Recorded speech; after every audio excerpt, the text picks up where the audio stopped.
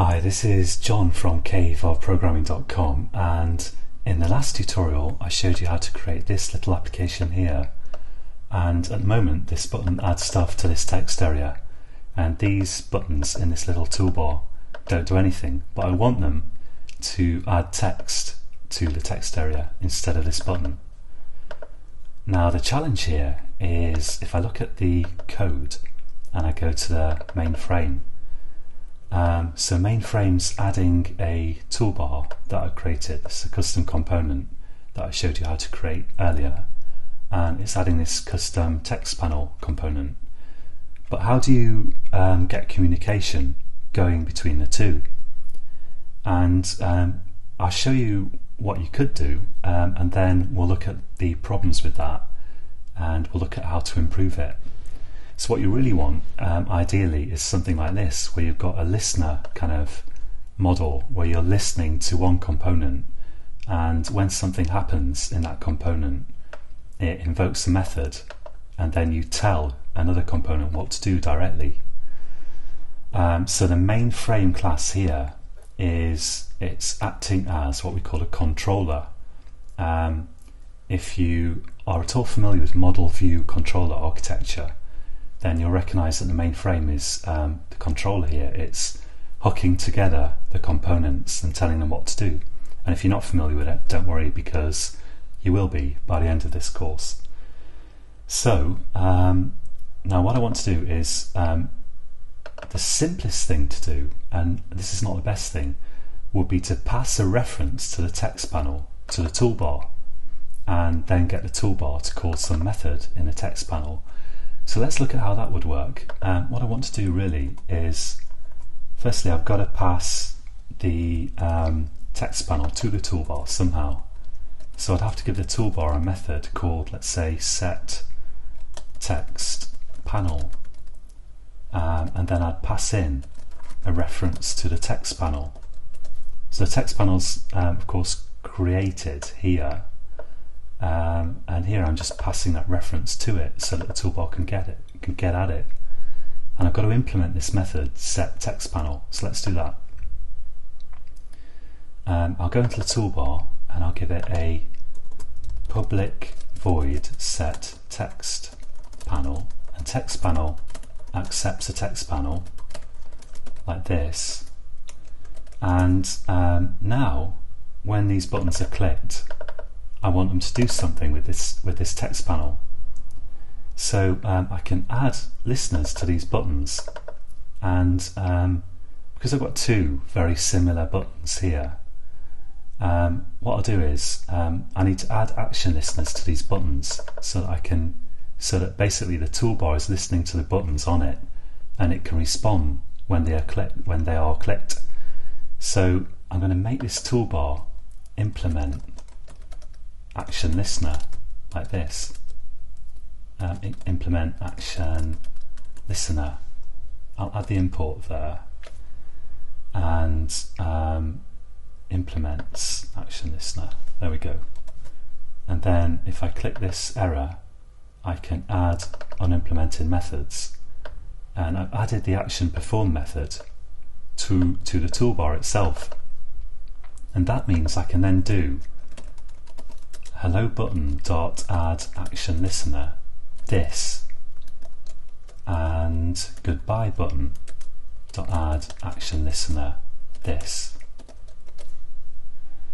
And just to see if this works, here in the action perform method I could just do a sys out, and I'll put some text in here. A button has been clicked, and if I run this application now, and it's always a good idea to run your application frequently and to put debugging messages in here to check that it's working as you expect at every stage. And if I just save that and then run it, if I click these buttons, you can see that down here in the console I'm getting some text output.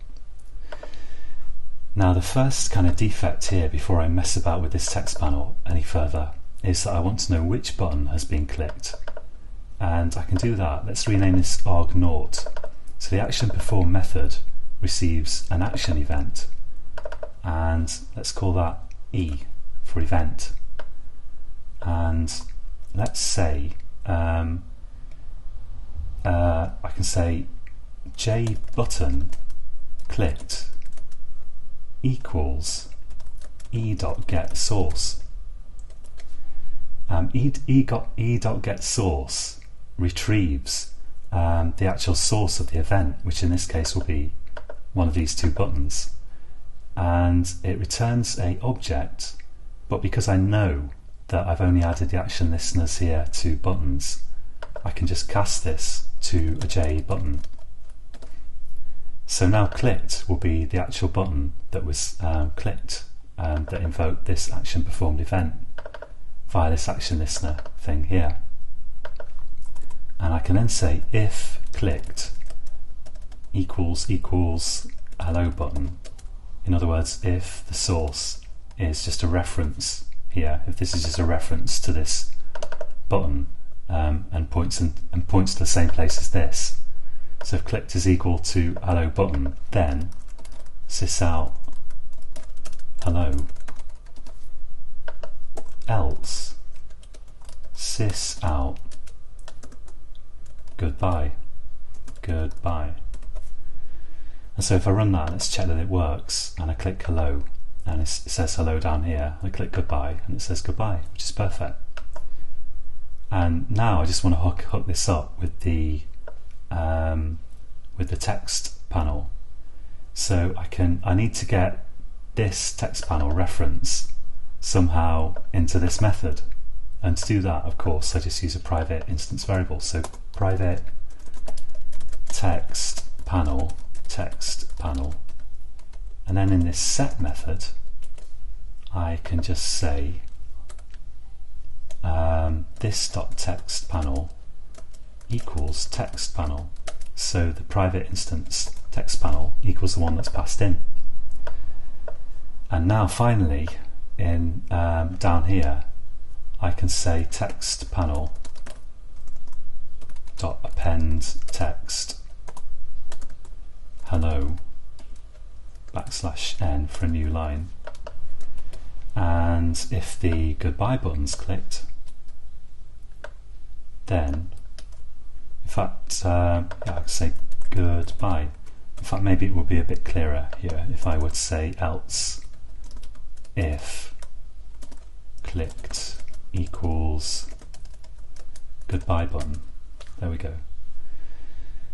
Now if I run this and I click hello, it says hello in the text panel, and goodbye, it says goodbye.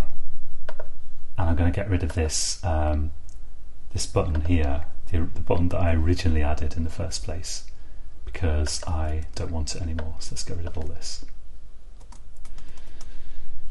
Now this basically gets your application up and running, and it works, as you can see, but there are some major disadvantages here to doing it like this, because what you really want is you want your Swing application to be made up of separate components that know as little about each other as possible. And the way I've written this at the moment, the toolbar is inextricably linked to the text panel. The toolbar is tightly coupled with the text panel, we say in the lingo. It can call any method of text panel, and you can't have a toolbar here without there being a text panel. It's not terribly reusable. And if you look at your application, and bear in mind that it could soon be much more complex than it is now, if you want to debug the communication here that's going on, that's causing these buttons to result in this happening, it's going to be ultimately a bit of a mystery where to look for it. What you really want is you want to be able to say, okay, there's communication happening between components. That's happening in my controller. My controller is the main frame, and the communication should be hooked up here. But instead, what's happening is there's communication going on basically directly between the text panel, between the toolbar and the text panel. And if you carry on writing a whole application like this, it's going to start resembling a rat's nest. And that's why in the next tutorial we're going to look at a bit of a better way to do this, and we're going to look at how to separate more cleanly your toolbar from your toolbar custom component from your this JText Stereo custom component. And the object is that will provide you with a model for building up really complex Swing applications and keeping them from getting into a rat's nest. Okay, so join me again next time, and until next time, happy coding.